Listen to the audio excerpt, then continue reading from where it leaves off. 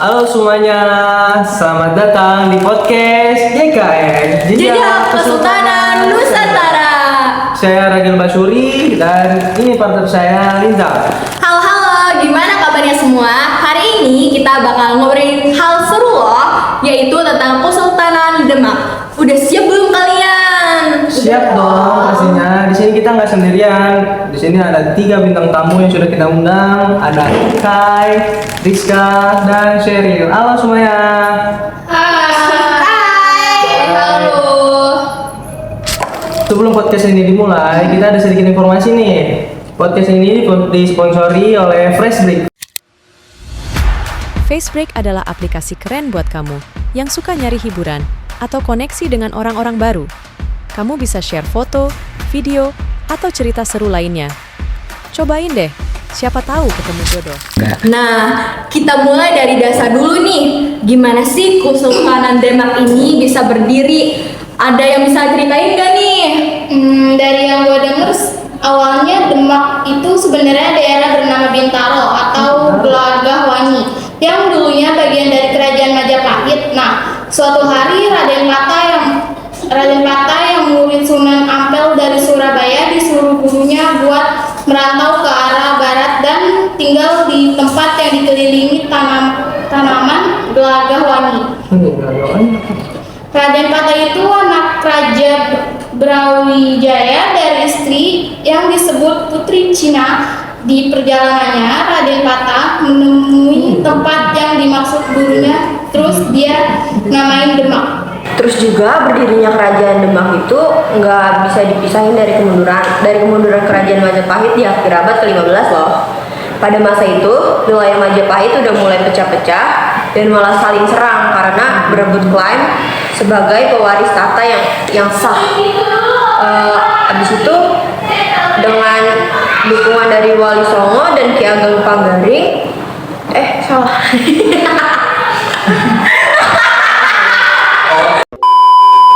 Terus juga berdirinya kerajaan Demak itu nggak bisa dipisahin dari kemunduran kerajaan Majapahit di abad ke-15 loh. Pada masa itu, wilayah Majapahit udah mulai pecah-pecah dan malah saling serang karena berebut klaim sebagai pewaris tahta yang sah. Dengan dukungan dari Wali Songo dan Ki Ageng Pengging, Raden Patah akhirnya diangkat jadi Bupati Demak dan Prabu Wijaya dengan ibu kota di Bintara.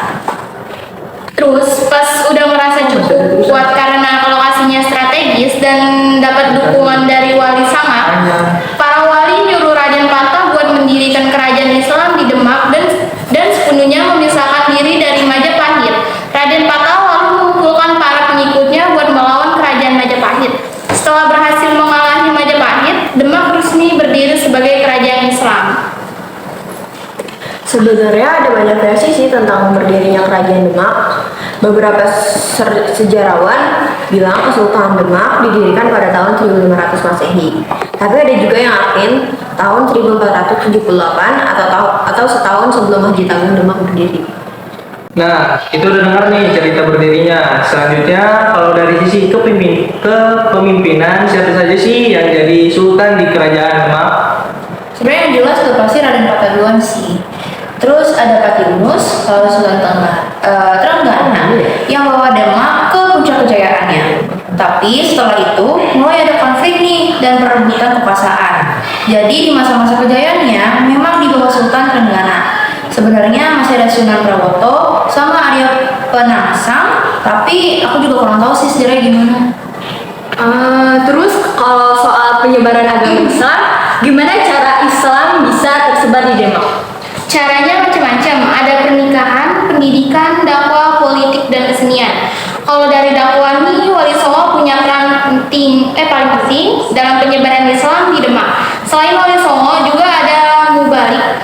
Mubalik ini umumnya itu santri dan ulama yang punya ilmu agama yang mendalam. Dari pendidikan paling kayak pesantren sama pendidikan di masjid-masjid. Terus dari pernikahan kayak pernikahan politik itu sama pernikahan para mubalik. Nah, kalau dari keseniannya itu juga lumayan menarik banget nih, kayak wayang kulit yang dipakai Sunan Kalijaga buat dakwah. Terus ada juga gamelan yang dipakai sama Sunan Bonang buat memperingati Maulid, dan sekarang udah jadi tradisi Islam di Jawa. Sama ada seni ukir juga kayak motif kaligrafi buat menghiasi masjid-masjid sama keraton Demak. Oke. Terus kalau dari politik itu kayak penaklukan wilayah oleh Kerajaan Demak, lalu wilayah yang ditaklukkan itu mulai diajarkan nilai-nilai Islam ke masyarakatnya, dan juga perlindungan yang dilakukan Kerajaan Demak terhadap umat Islam dari gangguan dan diskriminasi, mendorong masyarakat untuk memeluk agama Islam. Oke, ngomongin sosial dan politik, gimana sih kondisi sosial dan politik di Demak saat itu? Kalau kondisi sosialnya sih masyarakat Demak tuh terdiri dari berbagai suku bangsa, agama dan budaya. Islam menjadi agama mayoritas, tapi sebagian masyarakatnya juga ada yang beragama Hindu dan Buddha.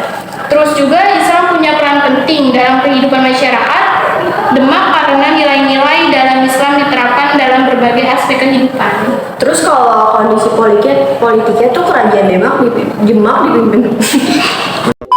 Terus kalau kondisi politiknya tuh kerajaan Demak dipimpin oleh seorang sultan. Terus sistem pemerintahannya masih dipengaruhi oleh tradisi Hindu Jawa, tapi disesuaikan dengan nilai-nilai Islam. Kerajaan Demak juga memperluas wilayahnya di Jawa yang menandakan kerajaan Demak sebagai kerajaan Islam yang kuat dan berpengaruh di Jawa.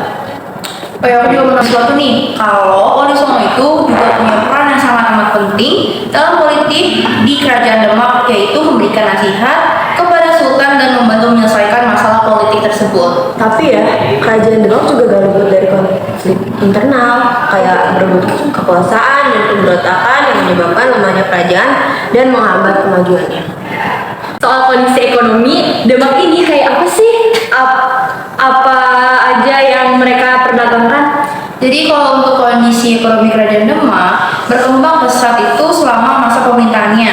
Ada beberapa faktor yang bikin ekonomi Demak itu maju, seperti letaknya yang strategis, pertanian yang maju, perdagangan yang ramai, kekuatan maritim, dan sistem perpajakan yang sangat amat efektif. Terus juga kemajuan ekonomi ini punya banyak sekali manfaatnya nih, kayak kemakmuran buat rakyat, bikin pengaruh politik kerajaan makin kuat, dan juga mendorong perkembangan budaya tersebut. Gue tahu nih, apa aja yang diekspor atau diperdagangkan oleh Kerajaan Demak. Pertama, ada beras sama Palawijaya. Salah. Nih, apa aja yang diekspor atau diperdagangkan Kerajaan Demak. Pertama, ada beras sama Palawija. Beras itu salah satu komoditas ekspor utama Kerajaan Demak, sama kayak Palawija juga. Kedua, kayu jati sama rempah-rempah. Kayu jati di Kerajaan Demak punya kualitas yang tinggi sehingga diekspor ke berbagai negara di Asia Tenggara dan Eropa. Rempah-rempah juga merupakan komoditas paling berharga pada saat itu. Kalau dari gua, produk tekstilnya sih kayak batik kerajaan Demak yang Kalau dari gua, itu produk tekstilnya sih kayak batiknya kerajaan Demak yang diekspor ke wilayah di Asia Tenggara. Terus kain tenunnya yang punya kualitas tinggi diekspor ke wilayah Asia Tenggara. Dan FYI nih guys, Demak itu mengekspor hasil-hasilnya di berbagai wilayah Asia Tenggara. Contoh kayak Malaka, Sumatera, Kalimantan, dan Sulawesi. Terus juga Demak mempunyai hubungan dagang sama negara-negara luar kayak India, Tiongkok, dan juga Arab. Nah, oke, dari tadi kita cuma nyeritain masa kejayaan Kerajaan Demak. Coba dong sekarang kita dengar gimana sih cerita Demak bisa runtuh, apa yang terjadi pada masa saat terjadi keruntuhannya. Demak bisa runtuh tuh karena banyaknya konflik yang terjadi di kerajaan itu, kayak pembunuh Pangeran Sekar pada Lepen oleh Pangeran Prawoto, putra Sultan Trenggono yang diduga khawatir dengan posisinya sebagai pewaris tahta. Terus juga ada perang Jipang nih, yaitu perang perebutan tahta antara Sultan Prawoto dengan Arya Penangsang. Dan hasilnya Arya Penangsang pun menang dan menjadi Sultan Demak. Habis selesai perang Jipang, Arya Penangsang ini dibunuh oleh Jaka Tingkir, salah satu bupati Demak. Pembunuhan ini diduga karena balas dendam atas kematian mertuanya Sekar Seda Lepen. Dampak dari konflik internal ini tuh jadi salah satu faktor yang menyebabkan runtuhnya kerajaan Demak kaku.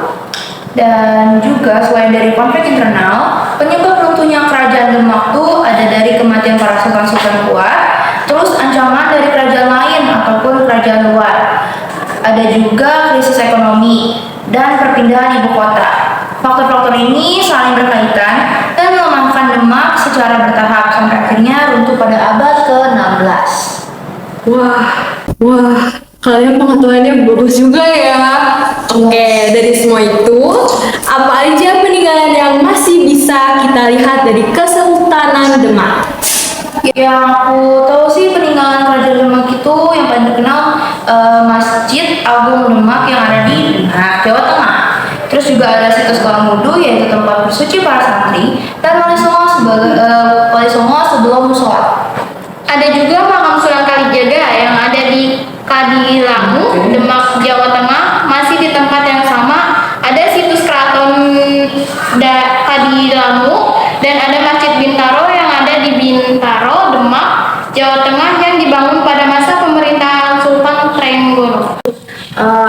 Menurut gua, terus juga ada situs Kalamudu Pucangru, makam Raden Patah, Masjid Montingan, dan Masjid Bitaruhang.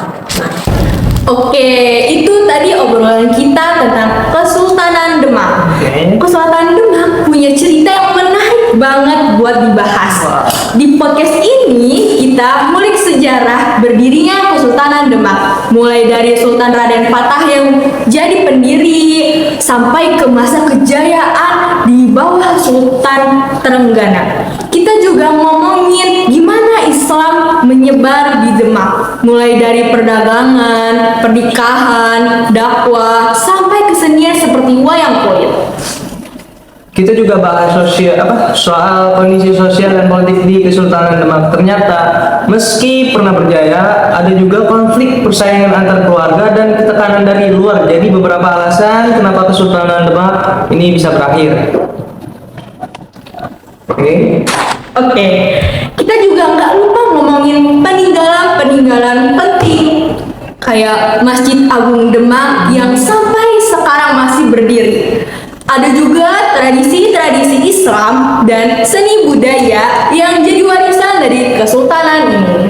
Jadi podcast ini ngasih kita pandangan lengkap tentang Kesultanan Demak dan bagaimana sejarahnya membentuk banyak aspek budaya di Indonesia. Seperti dengan dengerin podcast ini, kalian jadi lebih paham dan tertarik sama sejarah lokal kita. Terima kasih banyak buat Rizka, Kai, dan berbagi pengetahuan dan cerita yang seru tentang Kerajaan Demak.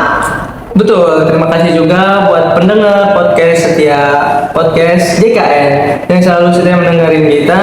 Jangan lupa subscribe, like, dan share kalau video ini bermanfaat. Dan makin banyak yang tahu tentang Kesultanan Demak dan topik menarik lainnya. Dan jangan lupa juga cek sponsor kita, Facebreak, aplikasi keren buat kalian yang suka hiburan